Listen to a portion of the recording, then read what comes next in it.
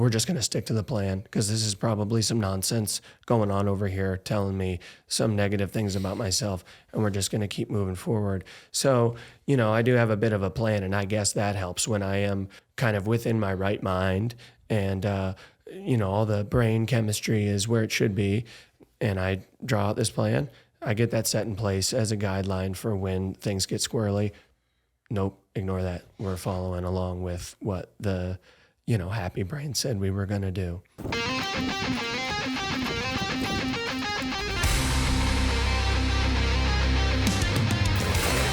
are now tuning in to the Relentless Project.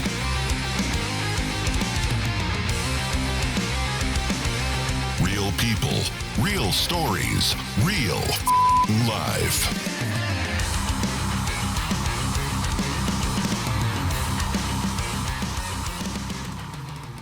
I mean, you got mic control, right? I don't know, maybe. We'll see. You're an artist. I record less often than you would think.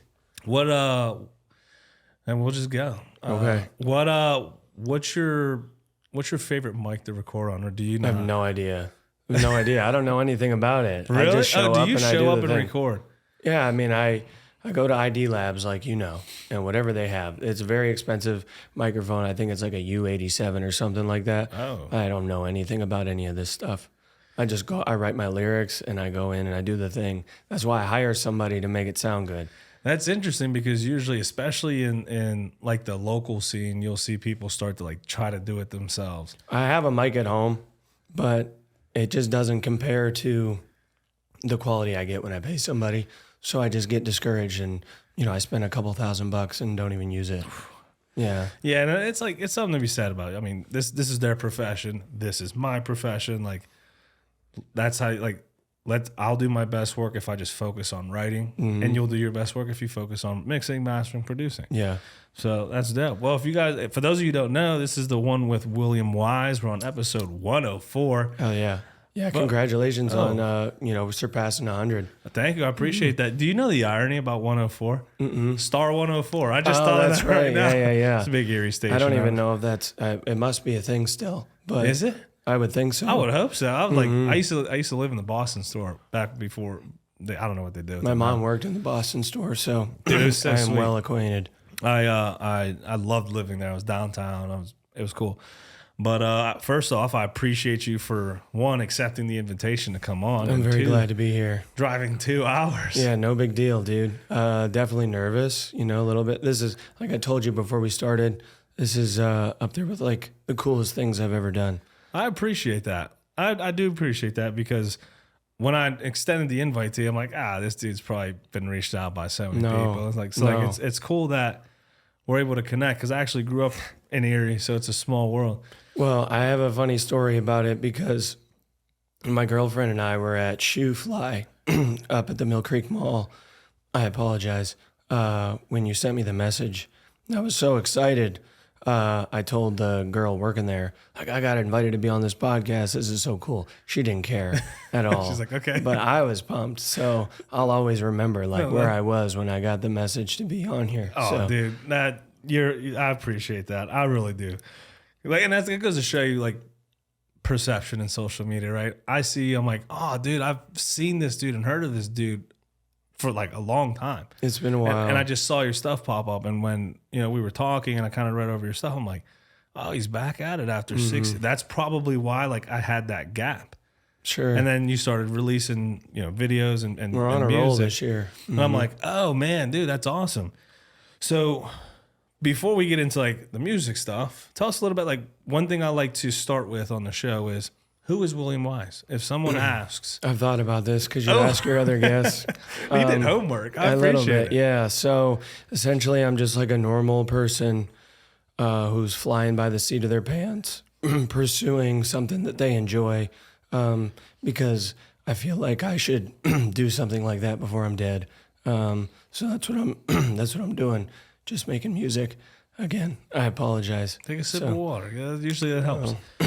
So just flying by the seat of your pants. When you say that, is music flying by the seat of your pants, or is this something that, like, how did you get into music? Out of all the things people can get into, and it's interesting because I talk to either artists, musicians, fighters, and I asked them the same question. But like, when you think of it, how many people do you know, and you're in the echo chamber, who are musicians or artists or rappers? Like, how many people do you know who are doing it like intentionally, not someone who tried it like me many years ago?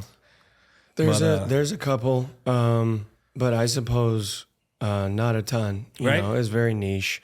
I don't even know how. Well, I guess I know how I fell into it, but you know, I heard Eminem for the first time as a kid. I was on a boat with my sister and her dad, and the sun was setting, and I'm in like elementary school at this time, and I thought I could drive to the sun. So he let me steer the boat, and Eminem came on the radio, and I was just like mind blown. I didn't know this was a thing, and it just did something to me on an emotional level where I was like, I want to do this. And I started writing poetry. I don't know if it was before or after that, but it was around the same time, and then that poetry turned into raps. You know what I mean? Just putting my emotions out there in that way. And I don't know, your typical story of expressing yourself, you know, through, you know, poetry or music in general, I guess. Which is like how, like when you look at old school hip hop and stuff like that's, it's like spoken word. It's poetry in motion. I don't know if that's corny. I don't know. It might be. Like, it could be corny. It was always a story. And hopefully I don't get, you know, crucified online for saying this, but like music now, like the modern industry, like it kind of lacks that. It's always, which I get it. There's different intentions and different styles. Like music now, I was listening to a song the other day. I forget what it was. The beat went hard, right? Like I'm like, this beat's tough. And then the dude starts going off. I'm like, you ruined it. And I feel that a lot. Like you ruined it. People seem to like it. And I am realizing that I have very little idea of what people like. I just put out a song recently called Still Dreaming, and the video's super cool. And actually, we made the song 6 years ago. And it was the last song that I made before I kind of disappeared for 6 years. And I thought it was going to be a smash hit. I got a guy on there. His name's Kanayo King, great singer. Does this amazing chorus.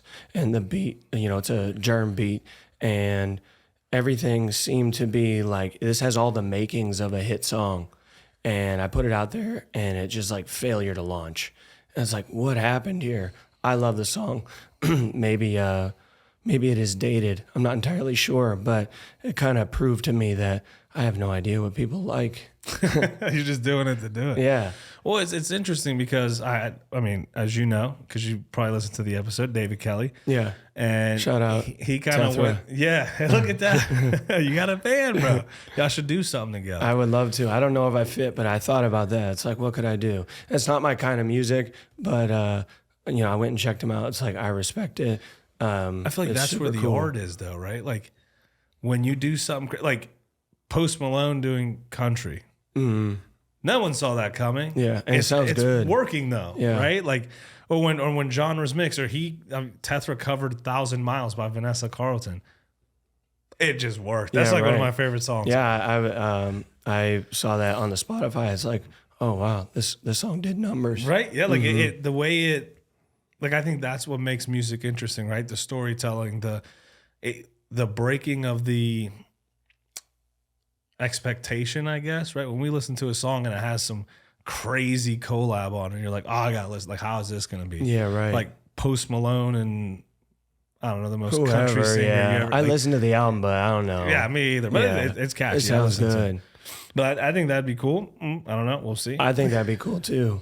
But what were we talking? See, I told you the ADHD kicked in. I have it. Music. It's fine. I don't know. I'm relying on you. You guide me. Hey, you're right. I'm Steve-O today. You know, this is horrible. I hate this. But what made you? You said you took a 6-year break. Mm-hmm. Yeah. So was it a break or was it an anticipating? Oh, we're talking about failure to launch. We'll get back to this. So I follow a lot of like bands and stuff like that. Don't judge me, but I like Nightly, the band Camino, the Strike. Like they're like 80s style, like Cali pop bands. Okay. kind of feel good, get on the highway, roll the windows down, let the wind breeze through your hair kind of music. And I go to their concerts when they're in Pittsburgh or surrounding. And I remember the Strike. I was at the Strike concert, and it's this song that I love, right? I love this specific song. And you know how artists will talk between each song. So they're talking, they're like, during this time we were writing this song, we had a song we were working on for years. And we were like, this is going to be the song. This is going to be a hit. He's like, and we released it. Like we worked on it so much, we got tired of listening to it because we were just working on it so much. He's like, we released it and it just flopped. Yeah. So we were like, let's just release the other songs we were working on and put them out. So we threw this other song out, and that's the one that took off. Yeah. And we in our minds were thinking, we'll just have some stuff out there for people to listen to, since our main project like didn't do the numbers we wanted. Sure. And this is the song, the one they were just like, we'll throw that in there with the other EPs. That's the one that caught and took off. So it's interesting how that works, right? You're working so hard on this thing, right? This is your project. This is your everything. It's kind of an extension of yourself. And then you're putting it out in the public to be like, hey, this is supposed to be the thing. Yeah. Let me know what you think. And then you don't get that feedback. How do you work around that? I think this is all about being relentless, because I was really discouraged after that song came out, and it just wasn't performing the way that I thought it was going to. And I had to mourn for a couple of days. I had to grieve. And I'm probably overreacting. The song's only been out like 2.5 weeks. It's new. But I had this expectation because of my other songs. It's like, oh, they do so well. And this one I thought was going to do way better relative to the other ones. And it didn't. So anything could happen. It's very new. But, I just had to sit with it. It's like, damn, maybe this song sucks. And I don't think it does. I love it. I personally love it. But I just had to sit with it for, a couple of days, kind of grieve it, mourn it. And again, overreacting. But eventually I came around. I'm like, yeah, screw that. We're going to keep going. And now I'm like, let me film the video for the next one. Let's keep going. Like, if this wasn't it, I'm going to show you what is, because I got it. No, I can't say I totally understand, but I kind of do, because I'll sit here and I'll have a conversation with someone, right? They leave. I'm dropping the cards and I'm like, dude, that conversation was so good. Like, that was a fire conversation. I can't wait till people hear this conversation. Dude, we talked about this. We talked about this. Like, this inspired me. This moved me. I'm so excited. And I post it. And then it just, like, it doesn't get the numbers, right? We go by the numbers. Everything is by the numbers, right? Numbers are bad. Dude, they are. Like, they're deceiving, right? Because it'll do a couple hundred views. And I was expecting 800, 900,000. No comments, right? Yeah. And I'm like, I suck. Man, dude, it was all my ums. It was all my this. And I tell myself, like, I'm not a professional speaker. I didn't even want to be like a podcast host. When I launched this, I didn't even want my face in it. It was going to be like kind of highlighting the person. And then I got convinced to make it an actual conversation. And I'm not a professional speaker. I learned English. Like, I started getting into my head, right? And then I'll get a message. And it's someone like, man, like that, like you message me, hey man, that episode was, and I'm like, you know what? I can't wait to do the next one. I can't wait to do the next one. Yeah. Like, even if it just like it changed one person or inspired one person to be like, you know what? I'm about to do my thing because they're doing it. I'm going to go. I'm like, all right, maybe it wasn't like, this is cool. This is cool. This is awesome. I like it. Fuck the numbers. I feel it. I can't help but smile in this moment. Again, I have to say to everybody, I'm so disappointed that my voice is the way that it is. This is obviously not how I sound. I just lost my voice. And of course I did. Why wouldn't I? But I'm so excited to be here. I'm envisioning my episode going up. I'm such a big podcast fan. And this whole thing, I'm just giddy. Like, it's so cool to me to be here. I got my name on the screen. Like, this is cooler than anything right now. So you're doing something. I think you do a great job. And it's only a matter of time before, Dude, to hear that is cool. Because, like, to me, I just come in here and just try to highlight people and like learn their story and share it with people, right? And you're sitting here, I'm like, I'm not that big of a deal. I promise I'm not. It's a big deal to me. and that's important, man. Yeah. And I'm humbled. I truly am, because that's what it's all about, dude. Forming connections and having conversations. Some conversations are tougher than the others. Others conversations, I'm sitting here and I say 2 words because they're just teaching me. So I had a doctor on here who's making an artificial pancreas. And I probably said 10 words at a time in total, because I'm just sitting here like, hold on, dude. Like, he's talking about mushrooms. And then I didn't see that episode. The one with Dr. Rick, you're going to have to watch that. Oh, yeah. Dude's just too smart for me to even be sitting across from him. Like there's certain people that you can have a conversation with. There's just certain people who just speak one way, and I just try to receive as much as I can and learn, right? I learned about mushrooms. I learned about how it's like medicine has to go through a certain phase before you can make it like prescription medicine. So he's trying to make medicine from mushrooms. Okay, what kind of mushrooms? See what I mean? I don't know. The one that starts with a Q, I think. I don't know a lot about mushrooms. And I've had 2 people here talking about mushrooms. But the mushrooms, like, that are in right. I had Shroom Bar, and then I had Dr. Rick, who has Midos, who's the supplement drink. All the jiu-jitsu practitioners in Pittsburgh, like a lot of them, like, drink it. It gives you energy. It gives you focus. Cordyceps? Cordyceps. Yeah. Doesn't start with a C. It's a C, not a Q. Did you say? I think no, it starts with the. It's a C though. It's cordyceps for sure. CORD. Hey Siri, how do you spell cordyceps?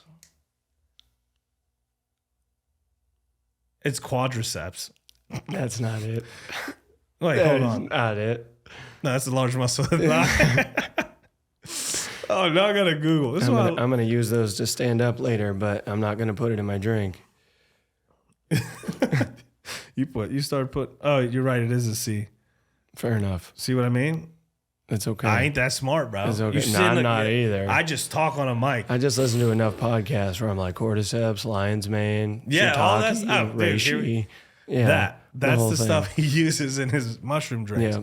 But like he's talking about it, and he basically says how there has to be a certain process, because then you can, like, if you make it the wrong temperature or process it incorrectly, you lose all the benefits that come with that. Yeah. Yeah. So it's just, I love sitting across from people and learning. Yeah. So temperature, I don't know anything about this stuff, but I was talking to a guy at work, my buddy Matt. He'll probably watch this. Shout out Matt. I was telling him, like, it's better to eat your eggs sunny side up, because you retain more of the nutrients by not cooking that yolk.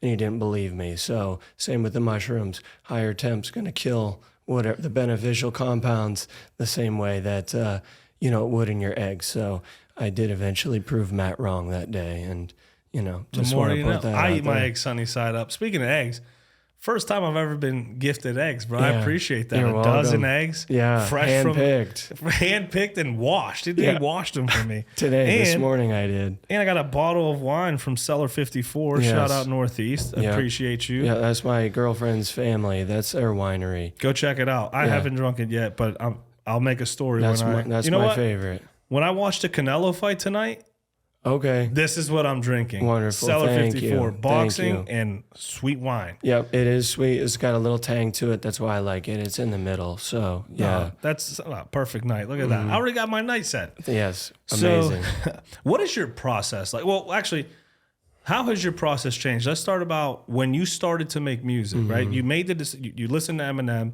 You're on a boat. You're riding you're boating to the sun. Yeah, we're going. You're going.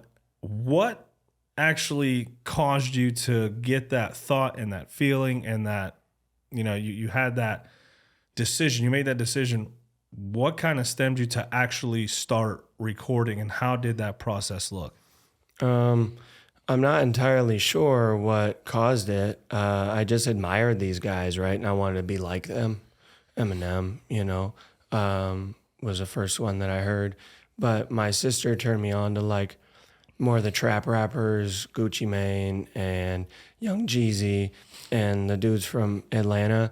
And I just admired them. I love the style. I love the diamond necklaces and all the stuff. And just, that's what I wanted to be. I want to be like those guys. So, you know, I'm going to do what they do and make the music that they make. You know, my process, it's nothing extravagant. I think it's pretty clunky. I just find beats online and just write. I just start writing lyrics to them, you know. And it's nothing crazy. And then oftentimes I write lyrics to a beat that I like, and then I'll write a song or whatever, and then I'll end up changing beats. And it's kind of like a mess. And I don't even know how some of these songs come together. But it takes me a long time to write too. And I wish I didn't, because I'm under the impression that I have to be putting out music like once every 2 weeks or once a month, like Russ. And I see these big artists, and it's like, if you're not releasing a song a month, I can't take you seriously. And it's like, it might take me 2 weeks to write the song, so this is going to be difficult. But I've started to become more comfortable with my process. Hey, I just accept the fact that it's going to take me a while to put this together, and just do it my way. Because if I beat myself up about it, the song will never get made. So that's been a transformation recently within this year, where I'm like, this is how I do it, and I'm going to just stand firm and be comfortable and not beat myself up because I don't do it like so-and-so does it in 15 minutes. It might take me 2 weeks, and that just is what it is. That's me. Comparison is the thief of all joy. It's terrible. That's what they say. Mm-hmm. You know, you see these big artists who have literal teams. Yeah. You know, they have writers with They them. better not. Yeah, well, they do. They better not have those. There's one thing Shame on you. I was in the music scene for a little bit, and more just like behind the scenes and just, you know, kicking it with people. And when I saw this, I remember, I'm going to tell people today something I've never told anyone. Like, I used to dabble in music, right? Mm-hmm. I used to make beats on Fruity Loops or Fruit Loops. I don't even know what it's called. Fruity Loops. I bought the lifetime software license. I still can log in, dude. I have it on my. I was like, I like to mess around, but so my process was, I'd go to my basement and I used to record on Mixcraft, which I don't know if that's still a thing, dude. It was like a watered down like Logic. Okay. It was super simple to use, but it had the compression, it had everything in there. So I would create the beat on Fruity Loops. I would export it WAV. And I learned all this through just like, I don't even think Google was a thing at this time. I just searching online, and then this says I need to compress my drums. So let me compress my drums. Or I'd go online. There was this website where you could like lease beats. Okay, those still exist. Yeah, sure, there was like this one main SoundClick? Yes, SoundClick, Shout dude. Out SoundClick, yeah. Bro, for real. I used to, and I'd be like, man, a lease $300. I don't even know what this lease means, but I'll buy it. Like, you gotta hire a lawyer. Yeah, dude. I'm like, what, like 500? What if my song gets 1,000 views or 1,000 listens? Or like, what if I post it on 2 different websites? Do they count each one? I didn't know. I was a kid. Still don't know. We're gonna have to get you with a producer, bro. We're gonna have to get you with a producer. So then I'd do that, right? And I'd sit and write, and I can't sing. So my boys would come over and we'd be kicking. I'm like, hey, dude, can you sing? He's like, no. I'm like, let's try. So I'd write their part, and I'm like, yo, like, sing this. And I'm like, I don't like how it sounds. Like, well, when you say this, like, go up and then come back down. Like, so I'm sitting there, dude, and I'm writing an entire song with my friends, and they're like, bro, we're just trying to chill. Like, and I'm like, no, like, we need a name. We're a group now. And they're like, dude, that's how my little journey went, dude. I was on Star 104, one of my songs. Really? That's cool, though. Like, because I was just a young kid just doing it, right? And I'm like, oh, dude, I'm on the radio. How'd you manage that, though? Someone had a connection, and I forget how it came about, but someone had a connection. Like, hey, they want to put your song on the radio. Is that That's cool? crazy. And I'm like the radio? Or, like, I don't know how this works. Do I just send them the song? Am I going to get paid? Like, I don't know. And they're like, dude, they want to play it. So, like, I just sent them the song. And they're like, hey, it's gonna play on this slot on this day and this time. So I'm texting all my friends like, yo, we're about to be on the radio. Go, dude. And like we're sitting there, we're listening, and then it comes on, bro, and it plays for like a minute and a half, and I'm like, oh, dude, it got on. Then it obviously They didn't was play over. the whole thing. No, they parted it. I mean, dude, come on, it's like I was like 16 years old. But that's cool though. But I mean, was it a thing specifically for like, hey, we're highlighting, you know? Yeah, I'm sure it was like a segment. Like I'm not playing like on like their national channel. I don't know how that works. Well, Star 104, where, you know, hit me up. I got some. Dude, dude. I think, and you just got to be aggressive with it. I feel guess, like, I don't man, know. you just got to. I'm not aggressive. Dude, I remember you know what a quinceañero is? Like a sweet 15. Yeah. So our song was playing. Like they'd be like, "Hey, we want to hire you guys to perform." Well, we're like 15, 16 years old. We're setting up the karaoke machine and stuff, dude. We're playing. And I'm like, dude, I know when I watch a concert, like they have like the ad libs, but they don't have the main vocals. So we got to remove the main vocals. Well, I would auto-tune my shit. Right. So I'm like, well, like, This could be how do I put problematic. auto-tune on this? Right. And I was like, we'll just do it live, whatever. Like live always sounds different anyway. Like we'll ad lib, you know, auto-tune, so it kind of mixes together. I've seen this on TV. We can make this work. Dude, we're up there at this quinceañero performing like we're performing. There's like 10 people like, and I'm like, yeah, we're doing it. So all that to say, that was my process, right? And I listen to the songs now, and I'm embarrassed by them, but obviously. I'm embarrassed by mine as well. But I'm like, dude, that was like such a cool moment in my life. And I even texted the guys. I'm like, bro, like y'all killed it. Like for people who didn't even want to do this and just stepped into it, y'all killed it. These songs sound amazing. Like they were mixed nicely and stuff. It's just, I had no idea what I was doing. You know more than I do, though. Honestly, I mean, I don't know anything about mixing, any of that stuff. So, I mean, like I said, you know more than I do. Dude, but I've listened to your like the way you like structure your verses, and it is cool. It is cool, and I'm like, man, he's still doing it. He's still doing it. Thank you. You know, and it's crazy when you hear it. You're like, man, like that he's doing it for real. Like, I'm trying. You know what I mean? I'm like, no, he's doing it for real. My goal is, I'm just a normal guy, so I don't live the cool life. I don't have the guns and the money and the women and the whole thing. So I can't talk about that. I work a normal job, and, you know, I feel depressed a lot of the time. So I try to tell my, you know, mundane story in the coolest way possible. And that's my goal with each song. But what is cool? You know what I mean? Like, what is cool? I don't know what cool is, but what my goal is like, hey, I think these guys who rap about this life I don't live, that sounds cool. Let me tell my story in the way that they tell theirs, you know, and like that sounds cool, I guess. So parentheses, cool, but that's just the placeholder word that I use for this description, I guess. Yeah, I think you're doing cool. You're cool. Thanks, you're cool. man. I always wanted to be cool, so you're doing it, thanks. man. So when you say this regular job, like how does that balance look like for you, right? Because you are an artist, you're doing this as well. This is something you're not just like I was, but let's go to the basement and figure this out. You know, you're like, this is something you're intentional about. You sit down, you write, you spend weeks on something. So like, how does that work life / music balance look like for you? Yeah.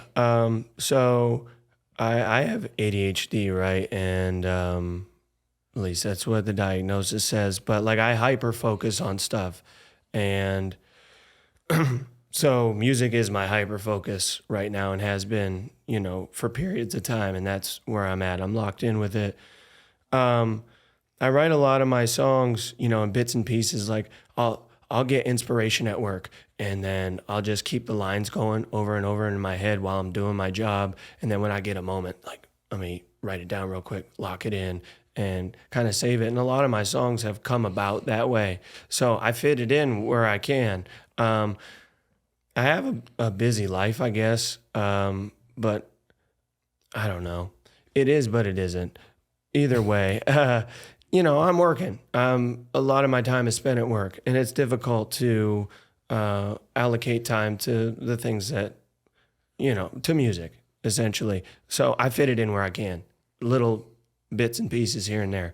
A lot of my songs that I put out this year, were written in little chunks, while at work, like I said. So that's how I do it. Because when I get home from work, I'm exhausted. I'm really not writing when I get home from work.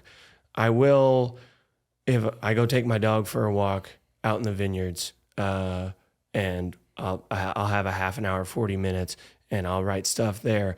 But like I get home from work, and maybe I just suck, and it's not very relentless of me, but I'm tired, and maybe I need to get better at that. But the answer to your question is, how do I balance it? I fit it in where I can, little on my, we get a break at 9:15, and I got 15 minutes. I'm going to fit something in. Lunchtime, I have a half an hour, scarf my lunch down, let me write something to this beat, and, that's how I do it. And then I got the weekends, whatever. So you write, you just write. Like you're not listening to a beat when you're writing. No, I got a beat on. I'll throw beats on. I save beats on my phone and just have them playing or whatever while I'm doing my job. And, I'll just kind of be thinking of stuff and, fit it in when I can, essentially. I love the behind the scenes stuff. And when I look at the industry and how they come up with music, I'm like, I've never written in the studio. Like I've never booked a session and written a song right then and there. Why would you waste money? I would. Well, right. But I'd be in there like, oh, there's so much pressure. Sure, yeah.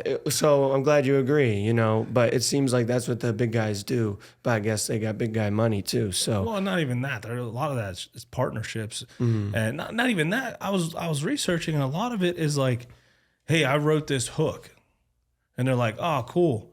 And then they give it to a producer, and the producer's like, "Oh, let me search my library. Yeah, I got this." And then they'll try to match it with that, and they mix it. It's like putting puzzle pieces together. And then we listen to the finished product, and we as consumers were like, "Man, that's such a wonderful song." And it was like a lot of times it was like pieced together. Like, oh, this person wrote this hook. I like what this person did. I have the caricature, and I'm going to change this and this so it fits my personality. But it's like, it's put together by so many people. And I didn't realize that's how the industry was. Like, it is crazy. Like Justin Bieber writes half of people's music. Another one, John Bellion. Yeah. I had no idea. Like, he's an artist in and of himself. I watch his stuff. I'm like, wow, dude's talented. He'll write a song on YouTube. Just, he's there, boom, boom, boom. All right, let's throw this. Let's throw the synth in there. Let's throw this. And then he'll start just recording. Mm-hmm. He's produced so much music and written so much music for people that I've listened to, and I'm like, I had no idea that was a John Bellion song. Yeah, right. Well, rap is unique in that way where it's like, really, if you're rapping it, you better have written that. Yeah, rap is unique in that way. That doesn't translate to other genres of music. Like I was listening to Morgan Wallen talk, and it was like, yeah, these essentially other people write all this stuff, and it's like, I don't know how I feel about that. It is what it is. The songs sound good, right? Whatever, but I'm missing a piece of you. Do you add your own flair to that? I hope so. But was that your experience that you sang about? Maybe Taylor Swift is like famous for pulling from her actual life. Yeah. I'm not a Swiftie, so I'm not listening to that either. I've heard she's very good at pulling from her life. Yeah, whatever. So, but rap is unique in that regard. And, that makes it difficult. But I feel like it should be that way. But, it is what it is. And, that's why, I try to give you I have my story to talk about. And I have a tough time. I don't really draw inspiration from other people's lives, which I feel like I could write more music if I did. If you tell me your story, I think I would have a difficult time like putting that into song because I have to have a really strong emotional connection with it. And I guess I'm just a selfish guy and I emotionally connect with my story the most. So I do my best to try and, tell that story, and it's all coming from me. Nobody's writing that for me. Yeah. And I feel like that's a specific type of music, right? Storytelling. And Eminem is, I don't know if he's still launching music, but he was one of the dudes who would he would write about himself and his experiences, and he just did it in a way that connected with people. Yeah. So like he was big in the industry. For sure. Like especially with rap. A lot of rap was, when you're thinking about Jadakiss and Cassidy and people like that, G Unit, the group, they spoke about their stuff and they were huge in the industry. And I would always listen to those dudes. Dipset, man. I don't even know if people even know about Dipset, but I would listen to Dipset. I remember I was in the projects. That's where I grew up. Shout out Bird Drive and Franklin Terrace. Bird Drive. I'm in my room listening to the new Dipset album that I found on LimeWire. That's what I was gonna say too. Is LimeWire, because you asked about my process. I apologize to kind of branch off again a little bit, but when I first started, that's where I was getting beats, was LimeWire, just downloading instrumentals for popular songs and then rapping over those. People don't remember. The kids don't remember LimeWire. Dude, R.I.P. LimeWire, man. Right. Dude, every time I download something, you'd always get, I do not have. I'm like, nope, I got to delete that. That's a virus, right? But it's interesting to listen to people's processes because, like, I was doing my stuff in the basement, it started in my room. And I remember the first song, I was like, I can't make a song. The way I'm like, my problem is I try to I put the cart before the horse, right? I'm like, man, I want to do music. I need a name before I do music, right? Like, why? Yeah, just right. do music, right? I'm like, no, like I'm going to be different. What's the brand? Yeah, what's the brand? I need a name, right? So then I was like, man, it's gonna be like a new genre. I was like, oh, new genre entertainment, NGE music. I was like, oh, that's it. I shouldn't even have said that because now people are gonna Google it. There's no way it's still on Google, right? So I'm like, well, I can't release something unless we have a logo. Right. So I'm sitting there in my room learning Photoshop, right? Yeah, but dude, I spent 6 hours before I actually started working on the actual song, right? Yeah. And I was like, well, what's the song? I need a song title, new genre. It's gonna be new genre. That's what's the song title, right? Because I'm launching the brand. I'm launching this, right? So I was just writing down. And then my boy had come over. He's like, oh, what are you doing? I'm like, dude, I'm writing songs. He's like, what? I'm like, dude, we're writing songs. I'm like, sit down. I'm like, I can't have a song with just me on it. Like, you need to be on it. He's like, I don't know. He's like, no, I don't do this. Did he I'm like, dude, music? No. Oh. No. He just came over to chill. And I'm like, dude, I need you to rap this part. I wrote it already. All you gotta do is rap it. He's like, bro, like, no. And I'm like, come on, dude, don't be shy. Don't be shy. Don't be a bitch. Don't be a bitch, right? So I put my part on, I put the hook on. I'm like, you gotta rap this part. He starts, shout out Dennis, man. He's got a barbershop. Perez, I think it's Perez Studios or something like that. Yeah. He used to make music now. He can say that. But then it got to a point where he was writing his own stuff. He's like, hey, dude, I got this hook. Like, we should do something. And he'd come over and he'd be like, this is how I wanted to sound. I'm like, oh, dude, that's awesome. Let's make a song, right? Like let's make a song. And then I brought my boy Edwin on, and we became a group, And then I recorded with Noel. Yeah, right. But he was the catalyst. I recorded in his basement too. Yeah, a long time ago. I attribute this to him because we played football together, and then he was making music. And I'm like, dude, you sound amazing. Like, where's your studio? And he was like, oh, come over, like come over and look at it. It was this room. Yeah. And he padded his closet, and he's in there. And I'm like, dude, how'd you learn to do this? He's like, dude, he was like mixing and mastering. I'm like, crazy. Dude, this sounds professional. Sure. So I went home. I'm like, man, like I could do this. And I started doing it. And then we're like, yeah, let's make music together. So we would like collab on each other's stuff. And I'm just like, dude, he was killing it at that age. I'm like, the process I got to eventually was where he was at when I met him. You know what I mean? And then, I don't know, I just stopped talking, moved. And I haven't talked to dude in 15 years. Me neither.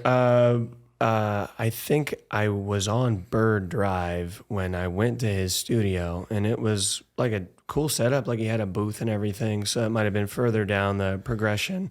I don't even remember. The song might have been called like In My City or something like that. I can't remember, but I just remember feeling impressed. I had a part in the song where I said something about a car or something. I was like, can we add like a car sound effect? And he pulled something up, and I'm almost certain that it's a tractor and not a car. But hey, what do people know? Well, I don't know, but I think it's just a John Deere starting up, and it's supposed to be like some supercharged sort of thing. But I remember being impressed, way back then, like, whoa, this is cool. This is... I think you're still doing it. That's the cool part. You're relentless in it. I'm a little bit relentless, yeah. Were you recording in your room? Like, is that how you started? So I did a little bit back in, long ago, middle school, 7th grade. My brother was a DJ at a nightclub in Erie called the King's Rook. So he had like an extra microphone, and not like a microphone that you would put in a studio, but like a microphone that you would perform announcers, with. yeah. Yeah, right. And he gave me that, and he gave me this like mixer, or at least I think it is a mixer. I never used it. It just had like knobs and stuff on it that I didn't even know how to plug in. But he gave me those things and showed me Sony Acid. I don't know if you ever came across that, but I was recording on there, and that's when I was on LimeWire. I'm downloading the Lil Wayne beats and the Gucci Man beats and all those, and was doing that in my bedroom. The first song I ever recorded was called I Stay Busy, and I don't know what that means as a 7th grader. Homework, bro. I guess, yeah, right. I'm very busy with homework, but there was I Stay Busy. I don't remember any of the lyrics, and then another one was MOE since 93. I was born in 93. I'm in 7th grade, and I'm proclaiming that I'm putting money over everything, okay? And it's been that way since my birth. Dude. Like, if you were here, I was talking about popping bottles at the club and stuff. Dude, I was like 15. Can't even get in. Hey, bro, I was in my mind, and I was popping these bottles, but it's just no, but it's funny. It goes full circle, dude. And then I go to college, right? And I'm in my dorm room, and I'm like waiting until everybody's out in class, right? And I'm like, I gotta record a song. So I started recording. My roommate walked in. He's like, "What are you doing?" And I wasn't vocal recording. I'm like, "Oh, I'm just working on." He's like, "Is that you?" I'm like, "Yeah." He's like, "Oh, that's so cool." And I'm like, "Oh, is it? Oh, like it's not weird." I'm like, "All right, I'll keep editing then." Dude, and then I ran into Zach Knight.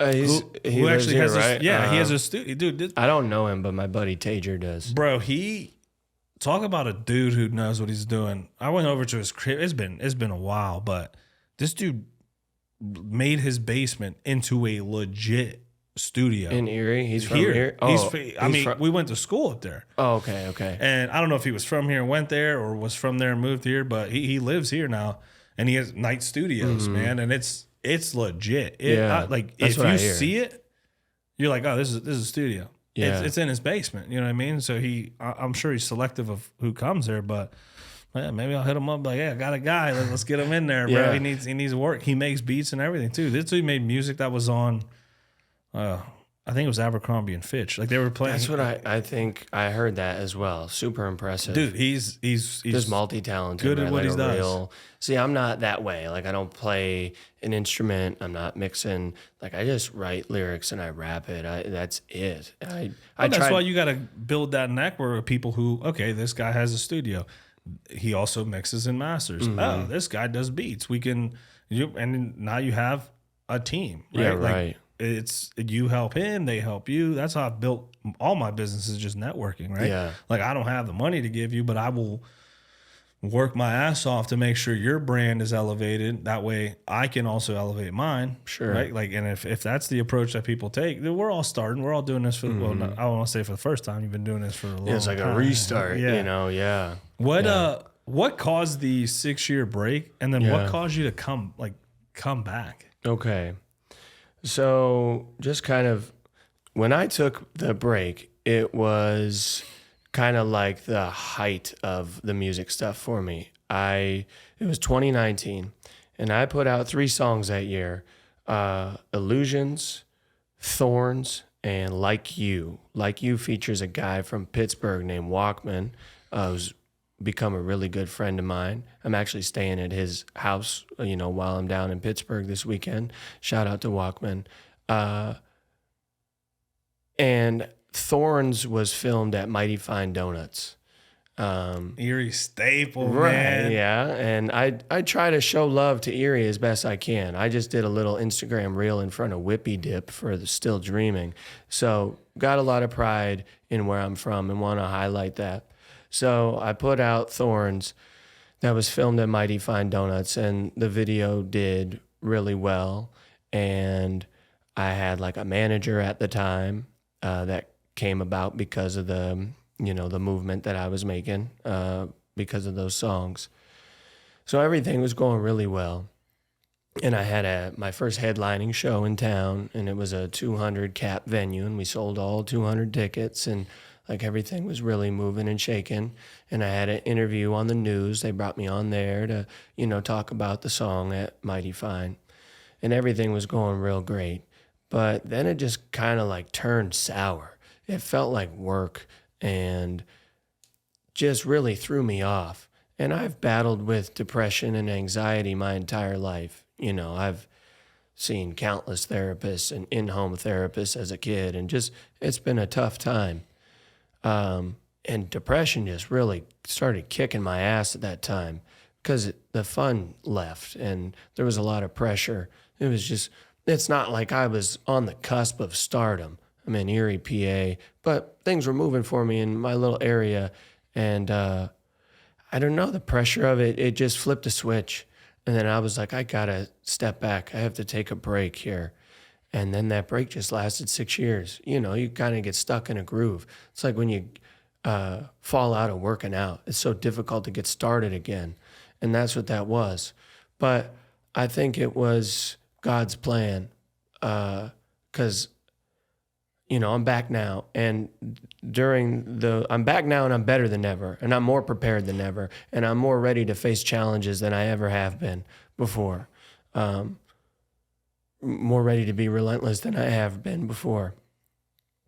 And during that 6-year period, I'm like, this is the only thing I have to offer the world, like the only talent that I have. If not for music, I'm just slaving away at my job, going through Groundhog Day to, I guess, retire, work until I'm too old to do anything. And that's supposed to be when I get to rest and have fun. And I'm like, music's all I have. I need to get back to this. So I had those thoughts during that 6-year period. And eventually, I don't know what clicked or what the catalyst or turning point was, but eventually those thoughts became intense enough to where I finally decided I'm getting started again. And the music that I've been putting out this year, I recorded a year ago. So there was some preparation that went into this. I started stacking the songs up and was working behind the scenes before I made my return. And that's where we are now. So essentially just things stopped being fun. It was just a bad point in my life, I guess. I don't think I was mature enough. And now I have a different approach to this whole thing. I'm a different person. More resilient and more prepared to face these challenges because, I beat myself down pretty good all the time. And I've learned to get back up after I kicked my own ass, essentially. And I'm better at doing that now. And I do that on a weekly basis. I get, down and out and depressed and feel discouraged. I want to quit all the time. All the time I want to quit. I feel like I suck and this is a waste and I'd be better off if I stopped. And then, I sit with that for a minute and it's like, nope, absolutely not. I am just going to keep going regardless of how shitty I feel. That's why I'm here today. I was so nervous about my voice being the way that it is. I'm going to have to cancel. And I'm like, whatever. Tossed all that around in my head. But it's like, no, I am going to just keep moving forward. And that's a mindset that I didn't have previously. I don't know why, but just the product of getting older and becoming more mature, maybe. But I am just ready to get my ass kicked and get back up because I'm not stopping. I just want to take a second to shout out a few companies who've believed in me. These were one of our first official sponsors, so huge shout out. Today's episode is proudly sponsored by Carbo Jewelers, established in 1997 on the values of honesty and integrity. Whether you're searching for the perfect piece, need expert repair services, visit Carbo Jewelers in Newark's Ironbound District, where your jewelry is always in safe hands. This episode is also brought to you by Continental Jewelers, proudly serving Hudson County, New Jersey since 1964. Whether you're seeking a timeless piece or need expert repairs, they've got you covered. Visit Continental Jewelers, your trusted source for all things jewelry. You can find them on Instagram at Carbo Jewelers or online at carbojewelers.com. Lastly, big shout out to Carbo Trading. Besides coins, precious metals, and jewelry, if it could be traded and collected, he's probably got it. They can be found on Instagram at carbo.trading. You can find all of our sponsors out online on our sponsor page at therelentlessproject.com. Dude, that's an awesome. I'm glad you decided to keep going. Yeah. And relentlessness is just that, right? Like relentless isn't perfection. Relentless isn't nonstop chronologically, right? Relentless is the constant decision to continue pushing forward, right? With the gym.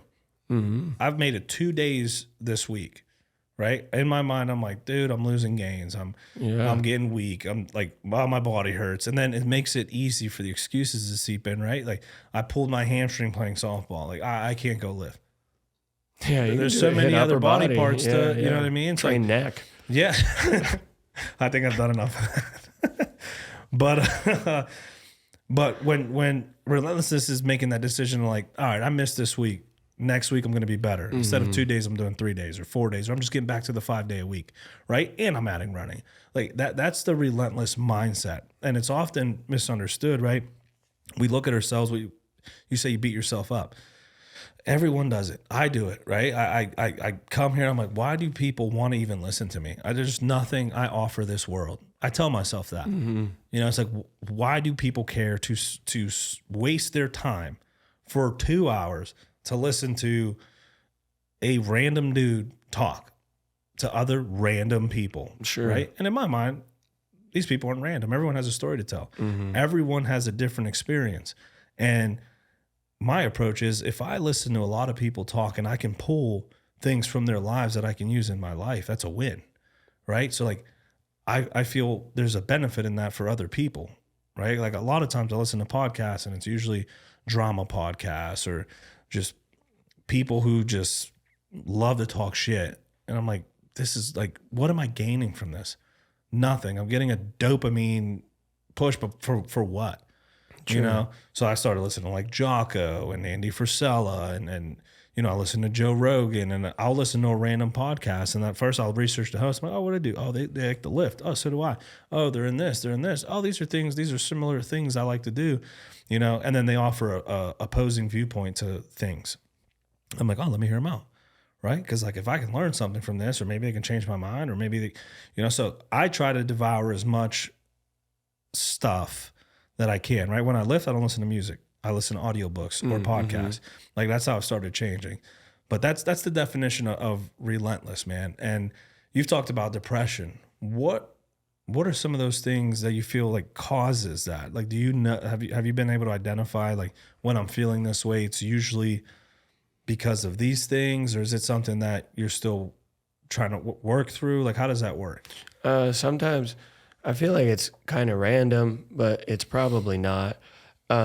You know, more recently, since getting back into releasing music, you know, like Still Dreaming came out and didn't perform as well as I thought it should have.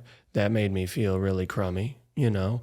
I may have a conversation with the cashier at the gas station or grocery store and feel like I sounded awkward, or that person thought I was stupid, whatever. Those are, it's little stuff like that. And I just like, I'm so hypercritical. Oh, I'm such an idiot, dude. Why did I say that? You know, when buying a pack of gum, they probably think I'm so weird. So it could be anything from, you know, something that's understandable, I guess. Like, hey, your song that you love so much doesn't seem to be loved by as many people as you thought would, to something as minuscule as, you know, I think the guy at the register thinks I'm an idiot, you know? It's so when am I going to dumb. see that guy again? Right, you know, so it could be any of those things. And I don't know, I'm not just sad all the time. I'm not a victim, you know? That's not how I want to present myself. But they are struggles that I have, and I take pride in my ability to move past them, move through them. I'm not going to let this shit keep me down. I'm going to keep going. But it could be anything. This, you know, whatever. Oh, it sounds good. Yeah, it's all good. Dude. Yeah. I have a sty, right? And the whole time I'm thinking like, man, this dude's looking. I had a Not at sty all. one time that closed my eye. I did an episode with sunglasses. Okay. Right? And I'm like, people are going to think I'm a douchebag for wearing sunglasses during the episode, man. So it's like, I totally get it. How did you manage, like, what did you learn about yourself in those 6 years? And like, how do you manage to push past those lies? Because that's what they are. They're lies that we tell ourselves to stop us from doing good things. What are some of the things you learned about yourself in those 6 years, and how do you fight those lies, those voices in your head, and push past that? Boy, what did I learn about myself? I don't know. I don't know how to answer that question exactly. How do I handle the lies? I just keep moving forward. And that's really it. That's the basic answer. It's like, I'm just going to assume that this negative thought isn't true and continue on with what I said was the next step when I wasn't feeling like garbage. I knew that the next step is to film the video for this song and release this song next. So we're just going to stick to the plan because this is probably some nonsense going on over here telling me some negative things about myself, and we're just going to keep moving forward. So, I do have a bit of a plan, and I guess that helps when I am, kind of within my right mind and, all the brain chemistry is where it should be. And I draw out this plan. I get that set in place as a guideline for when things get squirrely. Nope, ignore that. We're following along with what the, happy brain said we were going to do. That's a good idea. Plan when it's like don't go shopping when you're hungry, right? Because then you get a bunch of junk, right? Like don't listen to those voices when you're feeling down. Right? Listen to the happy brain. I'm going to use that, right? Because when we plan, it's when we're motivated. It's when we're feeling most disciplined. We're feeling inspired. We create these plans and they seem great. It's because they probably are, right? And then when we're in the mix, we're in the process of executing said plan, we start seeing things go weary or things not going and then we ignore the plan we created. Maybe the best approach is to check ourselves and be like, hey, no, this is the plan I made when I was feeling great. I recognize I'm not feeling great right now. Let me take these feelings and put them to the side and we'll revisit this. As of now, I'm going to stick to the plan. Yeah.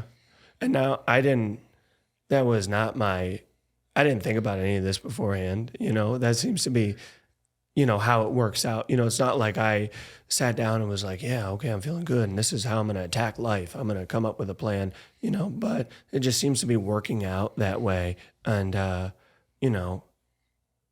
just, I don't know, it is what it is.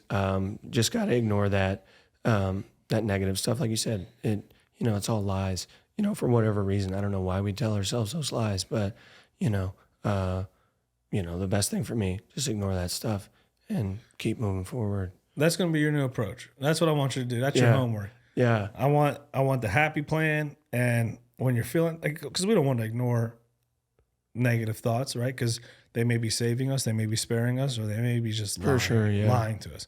We put it in a box, we put it to the side, we put a ribbon on it, and we say, hey, I'll come back to you later. Right. Yeah. That's probably the best approach. I'm actually going to start doing that. Amazing. Because I find myself a lot of times, I'm very hypercritical of myself, how I approach the gym, how I approach this podcast, how I approach life, how I approach relationships, right? Like I'll go above and beyond for people, and then I'm like, wow, they just shit on me, or they didn't. Like I'll post an episode and they're not even sharing it. I'm like, man, do they hate it? Like, did they not think it came out how they thought it we all have a vision of how something's going to turn out. Did this not meet his expectations or her expectations? Like we all tell ourselves this, and I feel like that's just us trying to preemptively destroy ourselves to prepare ourselves for the worst outcome. I knew this was going to happen. Yeah. Like I'm comfortable. I'm comfortable. Like we're comfortable with what we know, right? So if I'm telling myself this is going to botch, if it does, I'm prepared. I'm ready. Sure. Like, why don't we approach that mindset for success, right? I know this is going to do good. And if it doesn't do the numbers, it will one day. Like this is going to affect someone. Sure. Let's get comfortable with that feeling. So when that happens, we're comfortable with it, right? We're not like, oh my God, like it did well. I'm the shit. Like, we avoid all that, right? You're like, man, I was here. I visioned this. It came out awesome. I'm glad it worked out. Like we should give the same attention to our happy brain that we do our not happy brain. That's tough. It is. It's tough. easier said than done. Absolutely. Like I'm literally talking about it as I don't do it. You know what I mean? Seem to me, it seems like you have it all together. That's what I had $1 for every time I heard that. It's like you seem like you're killing it. It's no, like, and I appreciate that. Because and you are though. It's not like you seem and you're not. Like you realistic. Like you are. But the point being, it's all perception, right? Like I still battle with things. I still struggle. I still encounter failures, and like the podcast is kind of my escape to, like, I hate to say fake it till you make it, right? Like talking to people who are, I feel, are doing great, but like you're doing great in music. That doesn't mean you're doing great in everything in your life. And that's the beautiful part of life, right? Because everyone listening, we're all battling something. Like life is tough. Life is hard. We can accept it and bow out and be like, oh, my life is hard. I'm never going to be anything. Or we can respect it and go, I refuse to let that be what defines me, and push. We're all battling something, right? Think about David talked about on his episode. Think about all these celebrities, these actors, these musicians who you see them on TV or you listen to them on radio and you're like, they got it. They're successful. And then you hear down the road they were battling some sort of addiction or some sort of problems or depression. Yeah. Like we all deal with it. And I think it's important to have conversation, because then we can understand each other, and in understanding each other, we learn to understand ourselves. Sure. Right? Because you're like, man, these feelings I'm having, I'm not unique to this. This person who's doing so much better than me is also dealing with that. Oh, he spoke about these are things he does or she does to combat that. Let me try that. Yeah. Oh, it worked for me. Or no, that didn't work for me. But oh man, look what this person's doing. That worked for me. Well, we don't talk anymore. How many times do we go to a store and you're like, hey, what's up? I try to be very intentional with every conversation, right? If I tell you, hey, how you doing? I am ready for an answer, right? But what do we get? Good. Yep. All good. Mm-hmm. I'm like, oh, cool. Like, what do you got going on? Well, like, you know, that like people are like, Work. well, hold on. Like, I'm uncomfortable now. We're having a conversation in public. For sure. But like, why does it have to be that way? I don't know why it has to be that way. I am perpetually uncomfortable in public. I'll tell you that. You know, and you talk about the famous people that are struggling or whatever. And I feel like I have to check myself right now because things are happening musically. You know, I'm going to record songs. I'm going to shoot a music video. I'm going to do a podcast. And then it's like, I should probably have a couple beers before that, you know, loosen up. And it's like, it's not in problematic territory, but boy, I am paying attention because that can become problematic. And I've had periods in my life where, you know, I've been hitting the sauce too heavily, and addiction runs in my family. So that is something I have to pay attention to. And it's like, you think these people who have the world, you know, are not struggling. You wouldn't think they would be. You have all the money, you have all the stuff. And it's just like, yeah, these celebrities still, you know, end up committing suicide or whatever. So I have to be mindful of my trajectory as well, because I can see myself going to a problematic place. Yeah, and I think that's why God hasn't made me famous. You know what I mean? I don't even know if I want to be famous. Like, I said this. sounds I would awful. love to be influential. Not famous. To be famous, like, dude, to have someone, oh, when you were a kid, you did this. It's like, yeah, like, what do you want me to say? I was a kid. Yeah, right. You know, I that part of me is dead. You know, I'm not that person anymore. But like, to be famous is to be asked to be crucified, man. Like, people see famous people, and instead of going, let me try and get to that level, we go, how can we knock them down to our level? Right. You ever notice, like, and that's how I like. How do you approach hate online? I'm sure putting your stuff out there, music and stuff. There are some people who just ignore it. That's like, I don't respond to it. I respond to every comment that I get on anything that I post, for the most part. Or I'll at least acknowledge it with a like or a reaction, but I won't acknowledge any of the hate comments. It's a waste of time. You're never going to change anybody's mind. Like, my advice to artists, nobody asked for it, but I'll give it to you anyway. Don't respond to any of the hate comments, because you come out looking like a fool most of the time, because that's just how it works. So I just ignore it. Yeah, I've never seen a hate comment, someone responds to it, and then they go, oh, my bad. I changed my mind. You're right. Like, I love your music. Yeah. It's like, that's so true too. I'll get like, I don't get really messages, but I've seen a couple comments and I'm like, really? Like, what changed for you? Like, how did this affect your life positively? It didn't. Like, you just spewed hate online, and what changed for you? Nothing. Where if you took the time to say something positive, or how about this? Don't say anything at all, right? If you don't like something, there's this wonderful feature called the swipe. Yeah. Go on to the next thing. Yeah. You know, you took your time and energy to say something negative. What does that say about you? Absolutely. It's the same with like the political debates that'll happen online. People argue on Facebook. You didn't change anybody's mind that day. You just got yourself all worked Dude, up. it's gotten ugly too, man. It's horrible. It's just like, It's disgusting. Dude, I was in my car the other day and I was driving and I'm like, where have we gotten to as people? Yeah. Where because I don't like you, I now wish death upon you. It's horrible. I'm like, yeah, it's horrible. And then it's like, oh, I don't like you because you affiliate with this. Bruh, you could be the coolest person in the world and you're not even giving that person an opportunity because of how you labeled them. You don't even know them. You labeled them because they posted something online. You're like, oh, they have to be this. Yeah. Like, you've provided that label and now you've reacted to that label that you've provided. And then you allow yourself to feel hate. Dude, I was driving. I'm like, where have we gotten to as people? Yeah. Dude, where have we gotten to as people where we can't even have a conversation anymore? You know, like, I love when people, first conversation is like, well, who'd you vote for? Why does it matter? Yeah. Is that going to change? Real thing, me being a cop, I'm at this party and we're playing, I forget, we're playing beer pong or some sort of table game. And I'm whooping ass because I'm fucking, That's right. I'm good Of at course that, you are. right? And dude's like, oh, dude, you're so fucking, dude, I met this older guy and he's like talking to me about his personal life, telling me all this shit. I'm like, oh yeah, dude, we're talking, we're connecting. And then, one of my buddies comes over. He's like, oh, he's a cop, so-and-so, which I hate when people do that because of this reaction, right? This dude goes, oh, you're a cop? I'm like, and I always lower it because I get it. People get weird. And I'm like, yeah, not when I'm partying, right? Like we're all just here to have a good time. I'm trying to lower the. I immediately felt this wall come. He's like, man, you would be so cool if you just weren't a cop. And I'm like, you had no issues with me this entire party, and now you do. And I'm like, you know what's crazy? I'm the same person from 10 seconds ago. Nothing changed. He's like, well, you just feel like you can do whatever you want. I'm like, you're talking to the wrong dude, bro. You're talking to the wrong dude because that is the last thing. That is the last way I approach my job. Sure. But thank you. And I just kept playing.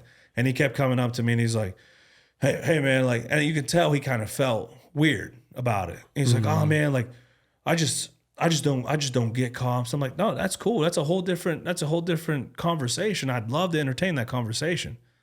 I'm like, but I'm not going to allow you to disrespect me because of a label you've put on me because of what you may have seen on TV or maybe your personal experiences, right? Because imagine if I approached you in a way where I was like, oh, he's just in blank insert label. And I completely just disregarded you or I changed my approach to you because I found out you're an iron worker and iron workers killed my family back in the day. So now I hate all iron workers, right? Like, that's not true. But you gotta say that online because you get, I'm an iron worker, now I hate you, right? that label starts happening. No, this is a hypothetical situation, right? I insert this label and now I'm like, no, I can't fuck with you. And it's like, we were vibing. We were cool. Yeah. And then the whole night you can tell he's like, no, not. So we ended up having a conversation. He's like, well, you're going to get wasted here and then you're going to go drive. No, actually, no, I am going to get wasted, but I'm staying here. Those are plans I've made. Sure. And he's like, oh, well, you just get to do whatever you want. I said, that's not true. That's not true. Actually, I hold myself to a higher standard, right? Because I'm hypercritical of cops because of the industry, right? So I actually hold myself to a higher standard to the point where, I train on my own because departments don't really pay to train. I make it so, when I approach people, I'm very intentional with my approach to the point where I will spend an hour on a call that takes most cops 10 minutes. You go in, do what you got to do and leave, right? Just another person, just another call. That's not how I approach my job because every person, I have the ability to take away your civil rights, right? I have all this responsibility given to me because of a metal badge and an oath I took, and I stand to that, right? So I've had people thank me after arresting them. You know, and I always tell them like, hey, bro, I know you don't want me here. I don't really want to be here. You know, I'd rather be, you know, doing nothing, because that means no one has issues, but we're here. And the things you've done and the things you've said led me to be here, right? I didn't just pick you. So the sooner we can come to a conclusion, the sooner I'm out of your hair. Yeah. You know, but you did this, and this is what has to happen with that. And I appreciate you for being cordial with me and respectful with me. I'll make it my best to kind of make sure that you're treated appropriately and respectfully throughout this entire process. Like, that's what I can give you. I can't let you go though. No, I get it, man. I understand. Yeah. You know what I mean? Like that, those are the conversations I'm having, you know, and sometimes you see online where people don't approach people that way. And I'm not just talking as cops. I'm talking about encounters, right? Like, I'm going to respect you despite if you disrespect me, because this is how I approach everyone. And I would never want to be approached disrespectfully. So I'm going to always approach you respectfully, whether I disagree with you, whether you disrespected me. You know, I'm not going to allow someone else's actions dictate how I behave, because this is what I can control. I can't control how you feel about me. I can even understand how you feel about me because I felt that way when I was younger. You know what I mean? I had my encounters. So I don't even know how we got on that subject. Respect. Be respectful. Absolutely. Love thy neighbor. Absolutely. You know, very rare you're going to change anybody's mind. You know, it's usually just a waste of your time to engage with anybody who has hate towards you for, you know, whatever reason. And that's been my experience online. It's just, I don't know. You end up looking like a fool, at least in the comments. You know what I mean? Yeah, there's a certain, I'm not going to say any names, but there's a certain high-level jiu-jitsu guy, Okay. right? Very good at jiu-jitsu, made a name for himself. And people will be praising him in the comments, right? And it's the people who like say negative things. He'll go in and be like, oh, and just lose himself, dude. And that's what people know him for. Like, Yeah. he's always responding to the hate. And it's like, why? He's Why? very skilled. Extremely skilled. very skilled. Extremely skilled. No, maybe referred to as one of the best Really? jiu-jitsu grapplers to date. Wow. But he will entertain, dude, a million followers, made a life for himself. But like you see him online, and he dives into the hate, and it's like it turns people away. Yeah. You know, and it's like, you've made it to this level. You're a probably attract celebrity. them. Because they know you'll respond. Yes, that's another thing. You attract what you feed. Yeah. You know, if you feed success, if you feed positivity, you attract it. If you feed negativity, if you feed those thoughts, you attract it. You know, the law of attraction. Yeah. You know what I mean? It's just it blows my mind. Maybe people are going to test me after this. Like, I'm going to be the one that he responds to. Let's hope not. Let's hope not. I think the people who listen to this, like, they have, for the most part, like, great intentions, right? These are people who want to hear people's stories, and I like it, right? Because I'll have an MMA fighter on, right? And the MMA community rallies, dude. Even people they recently fought, right? They'd be like, "Oh man, like, cool story. I didn't know this about him." But that's the environment, right? Or I'll have an artist on, then the artist will interact with that episode. So like, I try to get an array of people to bring everyone in, because maybe that artist listens to an MMA fighter and they're like, dude, the way they're approaching fighting, that's how I'm about to approach music. Yeah. You know what I mean? Like that mindset, that grit, that's how I'm approaching this. Dude, and I always say, if people adapted the fighter's mindset for their craft, whether you're at an office job, whether you're a lawyer, whether you're a music artist, whether you're whatever it is you're doing, if you adopted that mindset, bro, you'd be unstoppable. Yeah, the relentless mindset, the epitome of that, you know. Yeah, I totally agree with that. Oh my goodness, I was going somewhere and I lost it. Hate comments. Yeah, it was related to the fighter mindset. But, you know, it's so cool because I see the type of guests that you have, and you do have musical people on here, a wide array. But a lot of them are like, you know, they're fighters and stuff like that. And it's just neat to be a part of this because it's like, oh man, he, you know, usually talks to guys like this. How do I even fit into this? I'm nothing like them. These are, you know, badass dudes. I'm not a badass dude. A badass is different in every way. You know, and I love it when I reach out to someone, but hey, I'd love to have you on the show. And the first thing, I don't know what I'd talk about. Yeah. I'm like, this is going to be a good conversation. That's how I You know, felt. because it's like humbleness is like, it's huge to me, man. And I've had some people on here who they're still learning that. Yeah, Sure. They're still learning that. I respect everybody in whatever journey they're in. But like even me, I'm like, you know, what stemmed this podcast is people were like, dude, you should really have these conversations like and record them. Well, why would someone want to listen to me? You know, and people just convince me. I'm like, you know what? That is right. Like I've had dope conversations with people where I'm like, man, and I try to relay that conversation to someone else. I'm like, dude, I just spoke with William Weyes, man. This is what we talked about. And then I'll try to grasp the conversation, like relay it as to like when I was having it. I'm like, oh, dude, you just had to be there. Like I can't. The way he said this in this way, and I just wish you could have listened to it. Like that happened a lot. Yeah. So I'm like, wow, we'll just record it, Sure. and then everyone can hear it. You know what I mean? And then I don't have to be like, I just be like, dude, listen to the episode. Listen to the episode. This is how he said it. It was like this, but go listen to it so you can see how it actually was. Yeah. You know? So like, you know, I don't see myself as anything, but I love what I'm doing. I love the conversations I'm having, and it connects everyone. Yeah, I love when someone's like, hey, man, I'm really looking for this. I'm like, oh, dude, I just had someone who's in that field. Let me reach out to them. I reach out to them and they're like, oh, yeah, dude, look, connect us. Boom. I connect them and then they go off and do magic. And I'm like, oh, dude, that's awesome. Like that's what it's all about. That's what it's all about. That is awesome. How did, we're going to change topics here real quick. How did the name come out? Because that's not even your name, right? It's not my name. My government name, at least my first name, is Kohler. Okay. That's what it was.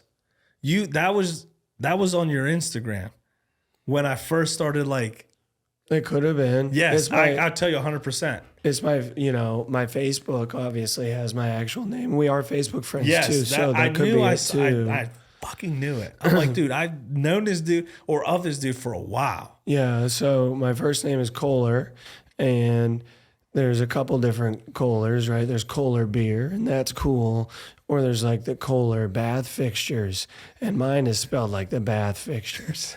So it's a little less cool spelling, but a unique name nonetheless. And my middle name is William. Now, when I started making music, I had, a few stupid names, not saying that this one's not stupid. It might be. I was KillA-P in in elementary school. So when I like to play video games, and you create a character, and my character has to be my name or some variation of my name. People will have like fantasy names for their characters, and like mine is always just Kohler because I don't know, it just has to be that way. So KillA-P was like my last name starts with a P. My first name starts with a K. So it's KillA-P. Whatever, stupid. Then I was K Bills in high school. Same thing, starts with a K. Bills is not necessarily a reference to money. It's because my middle name's William, Bill, William, whatever. And William Weyes plays on that as well. Has to be my name. So middle name is William and Weyes. My music is introspective. I would always say when I play a show, I would say my name and spell it when I'm done so people knew how to find me. So I'd be like, my name is William Weyes. That's Weyes. I see things differently. And I think that I do see things differently, maybe. It's catchy too. A little bit. So the Weyes comes from, just a different approach to things. I'm telling my story, and I guess that I tie that to wisdom, maybe, or a pursuit of wisdom. I'm not entirely sure, but that's the loose reasoning as to why my name is that. I told you, I love the behind the scenes. They're like why the name, right? Yeah, I was called YC, the letters. That's because I was young Gano. Okay. So Gano, when I was born, I had like blonde hair, like very light hair. And in Spanish, Gano means like white-haired, light-haired. Okay. So I would always be called that as a kid, Gano. So I'm like, oh, dude, I'll be Gano. I'll be young Gano, right? And I'm like, no one, there's not a lot of Hispanics who follow me. So we'll go by YC. It's just, man, what it is to be young Yeah, I don't know. I was in a transition period. I linked up with some guys locally, and there was a guy named Heresy. He was a local rapper, really good, and he kind of took me under his wing and was showing me the ropes and started getting me acquainted with what it's like to perform and, play shows and things like that.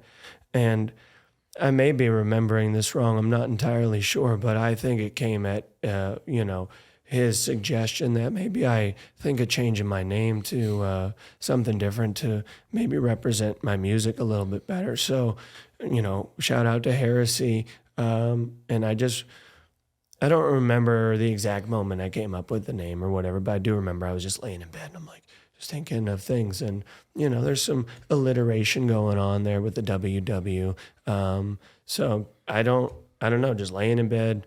That's what it is, and I've just ran with it. I It like might it. be dumb, but I don't know. No, Bill Wise. No, I don't like Bill. My grandfather was Bill. I'm not Bill. No, I like it. Tell me, what are some cool things that music has brought you?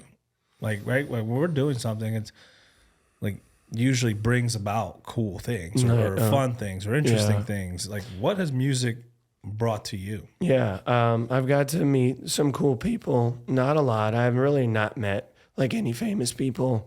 I've opened up for some, didn't really meet them, but I've opened up for Riff Raff, who I have a song with, which is cool, but I don't know. It's not like we were in the studio together.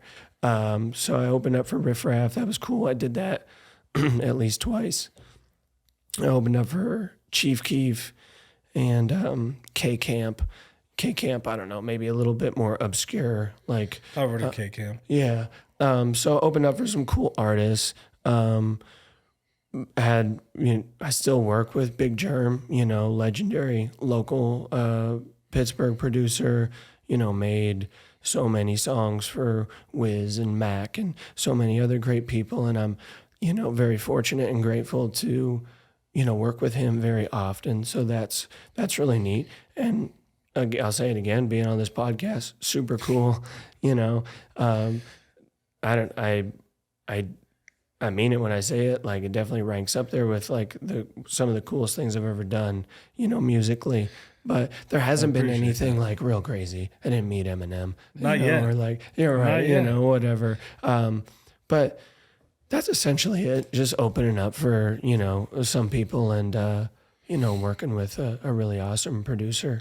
But it's that mindset, right? Like I'm hearing this, and I'm like, God, it's dope. It's cool. Yeah. That's awesome. Like, that is interesting. Oh, you know what? I'm sorry. Yes. I do have something that is cool. So I opened up for the Yin Yang Twins in Katanning, Pennsylvania. Okay. Which I saw a sign leading to Katanning on my way here.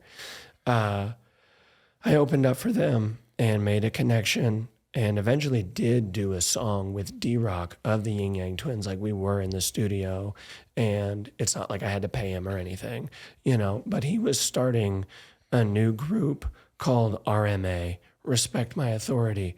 Admittedly, not the coolest name, but so he was starting a new group, which consisted of him and a female rapper named Rhythm and her brother, Tone Bones. And they were there at the show, and I opened up for them, and we made a connection and eventually got to link with them at ID Labs in Pittsburgh. And I was hanging out with D-Rock in the studio. He got on my song. He wrote his part. Tone Bones and Rhythm are also on the song. So if you go listen to She Go Down on Spotify or wherever, and you'll see it says featuring RMA. That is D-Rock of the Yin Yang Twins on that song. Got to hang out at the studio and then hang out with them at their show that they played at the Rex Theater. And that was really neat. Yeah, I would say that's fucking awesome. Yeah, I forgot about that. Let's forget about the coolest experience. Yeah, that right. ranks Yeah. above the podcast. We could Maybe agree. so. We could agree. But that that's was awesome. really neat. Admittedly, the song is quite vulgar, which is in line with something that a yin yang twin would do. So approach with caution. Don't play it around your kids. Shorty off the chain, right there. It's That's old. But okay, what are some other things you do?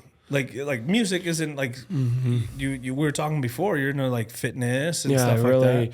I'm really passionate about fitness, and I told you at least over text, that I have some injuries that are holding me back. But aside from music, fitness is my biggest passion, and in some ways it may eclipse music. To be honest, I've worked out for a really long time. Probably don't look like it, but No, you look good.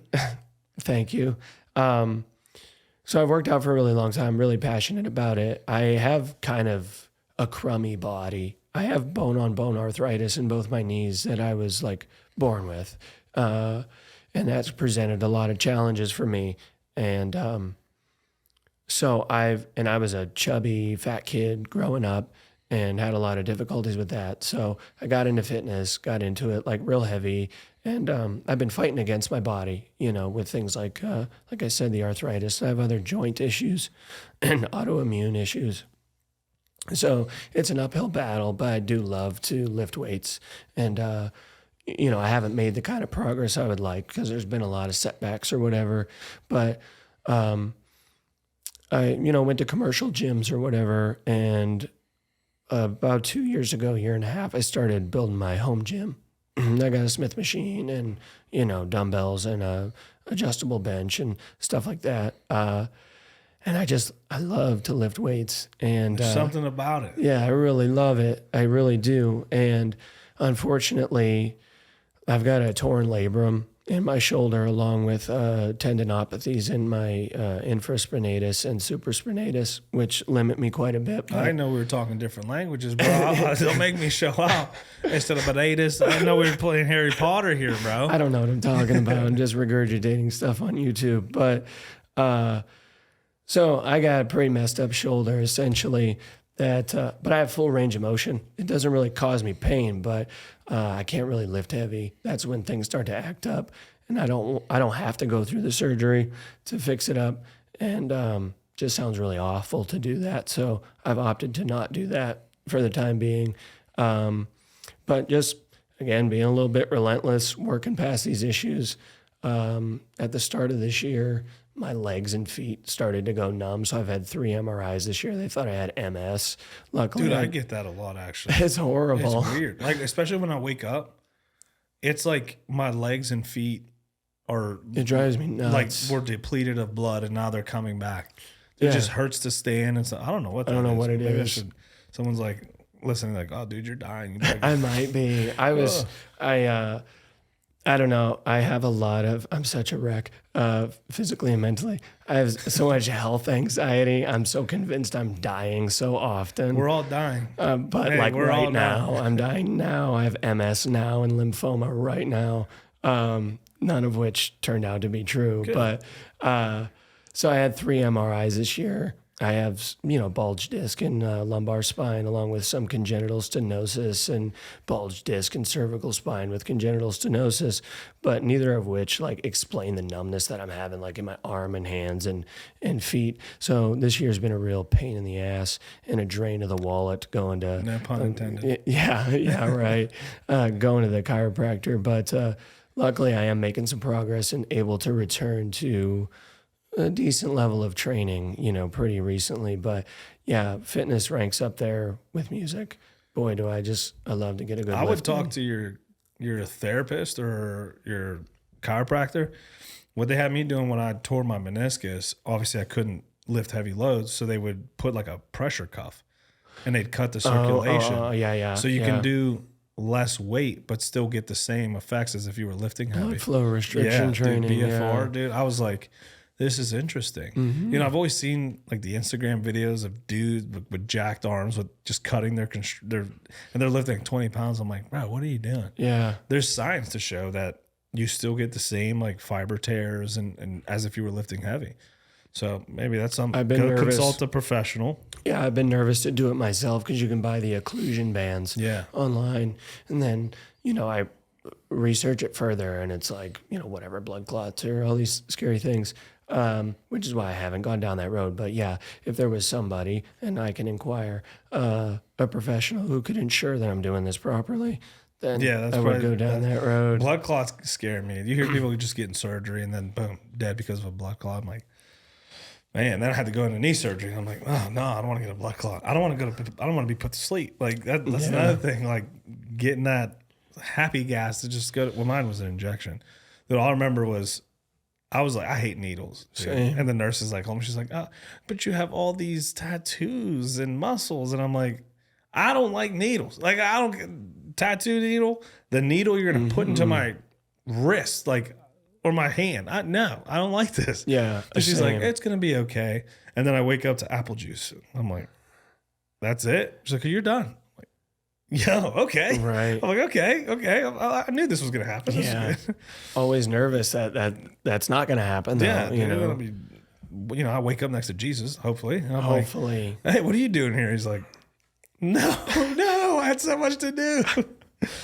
You also play video games. I do play video games. Admittedly, not as much as I used to. I don't love video games as much as I used to, and I don't know what happened and what changed. But when I was in high school, I played the hell out of World of Warcraft to the point where You were one of those. Yeah. Gamers. I real nerd. Like I nearly League of failed Legends school. looking at. Yeah. I was real heavy into World of Warcraft to the point where my grades were suffering tremendously. And I got into a guild. I had to fill out an application and go to tryouts to get into this guild. And once accepted, was required to abide by the rating schedule, which didn't really work for a high school kid on the East Coast who had to be up early. So I'd be up until, 1, 2 o'clock in the morning fighting bosses and then go to school sick to my stomach because I'm so tired. So I've invested a lot of time and energy into video games. Now I play Fortnite with my girlfriend's kids. We do that a lot. Fortnite's like huge on like I rejected the online stuff. Yeah, I rejected it for a really long time. Like I was Call of Duty when I was growing up, and I'm like, this is so stupid. But it's really brought my girlfriend's kids and I together in a way like nothing else has. So it's been really beneficial in that way. So play a lot of Fortnite right now. Do you guys have like different screens in different rooms? So, two boys, Nolan and Cooper, and her daughter, Sophia. Hello to all you guys. They have Nintendo Switches, so they play on the Switch, and I play on my PS5. So, and we're all in the same room together. Oh, that's cool. Yeah. See, that's cool. Like, I used to game, like especially college, like Call of Duty and Madden. Bro, I remember I'm playing Madden, and there's a knock on my door. Dude, my door's like cracked. I'm like, oh, come in. And they're still knocking. I'm like, yo, open a fucking door. Like, I'm in the middle of this game, right? Dude, a cop comes in. I'm like, yo, what's up? And I'm still playing, but I'm like, what's he? He's like, we're here. We got a complaint of marijuana coming out of your room. Oh. I'm like, all right, check the room. I don't care. I'm like playing, dude. I'm like so hyper focused. And it's one of the other kids like ratted. It was like one of our neighbors or something. He's like, all right, well, can I get your name? I'm like, dude, I'm in the middle of this game right now. Like, Can't give pause me a it. second. Give me a second. To the point where the cop just left. Oh, The cop just wow. left. I end up losing. And I'm like, dude, there was a cop in our, like, what was that about? Dude, I'm like asking everybody. I'm like, what happened? I was like, dude was smoking out of his window and someone calls on him. He got in trouble. I'm like, bro, I just disregarded this dude. Like, damn. I was like, I was so in this game, but like, I was so know how hyper it focused, is. bro. Yeah. And I like yelled at him, open the fucking door. He comes in. I'm like, oh shit. That's a Yeah, cop. That's I a cop. know. I was that way with Call of Duty in high school to where the neighbors would be knocking on the door like, you need to shut up, dude, because I would be very angry. Dude, I remember I had a projector for Call of Duty. We would do the 4 screens. I'm like, yo, don't be looking at my screen. Right. Don't be looking at my screen. Yeah, dude. it's difficult to patrol that, you know? That's Start putting tough. folders up, dude. You just Yeah. sit in your little quadrant. Like taking a test. Yeah. Do you do like Twitch and stuff like online, bro? There's this young MMA fighter, dude's like killing the scene right now. I started following him when he had like 30,000 followers. He's over 100,000 now. I mean, 30,000's amazing. Yo, for You sure, know. right? And he fought at one of the local cards, and I reached out to him. I'm like, dude, like you should come on. He's like, I followed you because I want to be on it. Oh. Well, now he's got 100,000 followers. I don't know if he'll want to be on it now. He's a big He thing. should. But one of his things, dude, he games. Yeah. Dude, like a lot of his Instagram is him gaming or him making like funny videos MMA related. Kyle O'Hare, shout out. Shout out. That's his thing. And I'm like, dude, you see this dude online, you never know. He's just dropping bodies in a cage. Yeah. And then he's playing UFC online and whooping people's asses too. Like, it's just crazy how video gaming like crosses It's so a lot of different. ubiquitous. Yeah. Ubiquitous. Yeah. What a word. I know. I'm gonna have to add get that one. I speak shout two out Joe languages. Rogan for the word ubiquitous. I said it wrong now, but It's a ubiquitous. ubiquitous. Ubiquitous. Yeah, like widespread. Silent H or Is there? I don't know. I don't do math, bro. I don't. Yeah. It's a lot of letters. So we've talked about a lot of stuff. Actually, where do you see music taking you? Like, you're doing this. Like, what's the bigger picture? I know you saw that. Where do you see yourself going with music? What are your goals? And what can people expect? So I really just want to build, and I want people to enjoy my music, and I want to build a community who is excited about my stuff. I don't need to be famous.